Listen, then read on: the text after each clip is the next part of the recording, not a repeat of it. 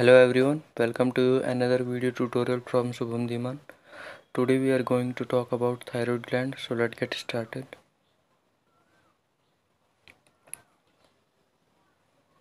देखिए, जैसे कि आपको स्क्रीन पर दिखाई दे रहा है, ये है हमारी थायराइड ग्लैंड। जो थायराइड ग्लैंड होती है बेसिकली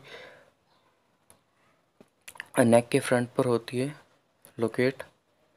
और देखिए किस तरह ये यहाँ पर लोकेट है थायराइड ग्लैंड। बेसिकली जो थायराइड ग्लैंड होती है उसके दो लोब्स होते हैं, एक ये पार्ट है इसका, ओके, और एक ये पार्ट है इसका। और ये दोनों जो लोब हैं, लोब मतलब पिंड, ये जो दोनों हिस्से हैं ये जुड़े हुए हैं इस वाले हिस्से से, इसके द्वारा। इसको बोलते हैं स्थमस। देखिए क्या होती है थायराइड ग्लैंड, आइए देखते हैं। द थायराइड और thyroid gland is an endocrine gland in the neck consisting of two connected lobes. क्या कह रहा है कि जो थायराइड या थायराइड ग्लैंड है वो एक एंडोक्राइन ग्लैंड है। एंडोक्राइन ग्लैंड जैसे कि मैंने आपको पिछली वीडियो में बताया था कि एंडोक्राइन ग्लैंड्स वो ग्लैंड्स होती हैं जो अपने सिक्रेशन या जो भी प्रोडक्ट को सिंथेसाइज करती हैं उसको डायरेक्टली वो ब्लड में डालती हैं। तो ये भी उन्हीं में से एक ग्लैंड है। The lower 2/3 of the lobes are connected by a thin band of tissue called the thyroid isthmus। जो दोनों नीचे के लॉब्स हैं, मतलब लॉब्स हैं उसके 2/3 पार्ट्स, जो नीचे का लॉब्स का, वो कनेक्टेड है किसके द्वारा? थायराइड स्टमस के द्वारा, जो कि मैंने आपको बताया था। The thyroid is located at the front of the neck below the Adam's apple.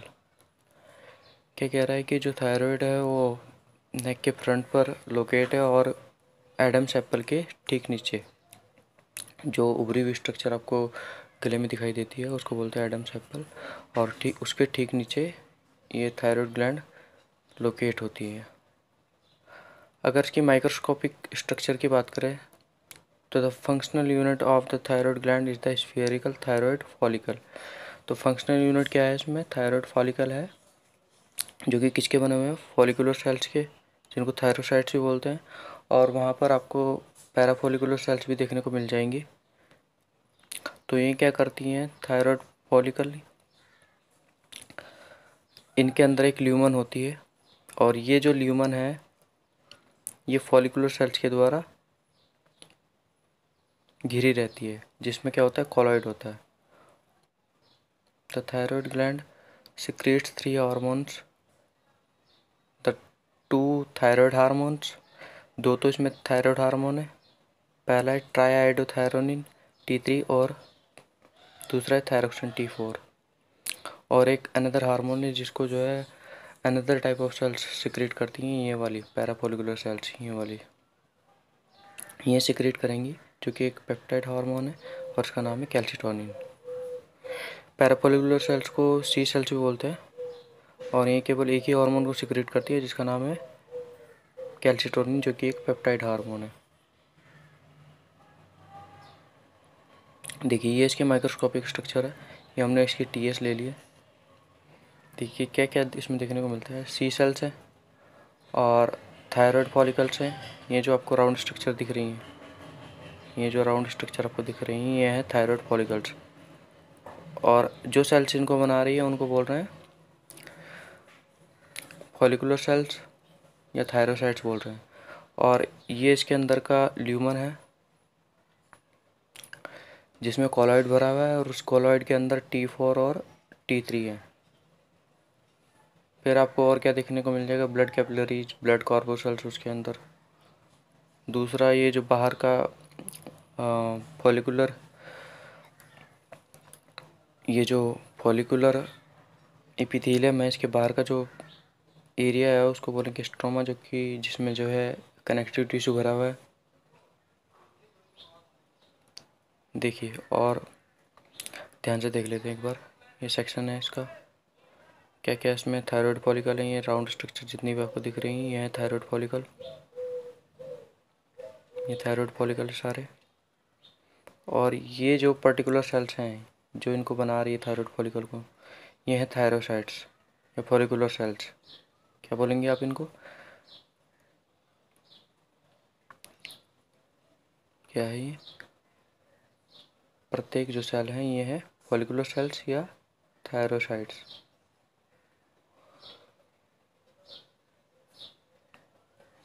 फिर आपको कहीं कहीं पर आपको सी सेल्स भी देखने को मिल जाएंगी, जिनको बोलते हैं पैराफॉलिकुलर सेल्स भी बोलते हैं इनको, जो कि एक ही हार्मोन को बनाती है जिसका नाम है कैल्सिटोनिन। और ये फॉलिकुलर सेल्स है जो कि सिक्रेट करती है थायराइड हार्मोन, किसमें? ये जो ल्यूमन है, इसमें भरा रहता है कॉलॉइड। ये जो ल्यूमन है इसमें भरा रहता है कॉलॉइड, और इसी के अंदर जो है थायराइड ग्लैंड के हार्मोन्स होते हैं T3 और T4, ट्राइआइडोथायरोनिन और थायरोक्सिन।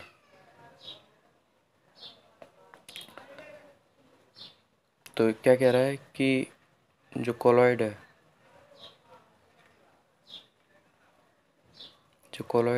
ये कॉलॉइड क्या है? एक ग्लाइकोप्रोटीन है।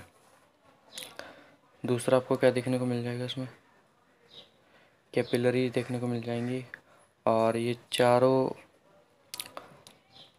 जो फॉलिकुलर सेल्स हैं इनके चारों ओर कनेक्टिव टिश्यू का कैप्सूल। ओके, देखिए, thyroid hormones are two hormones produced and released by the thyroid gland, namely triiodothyronine and thyroxine.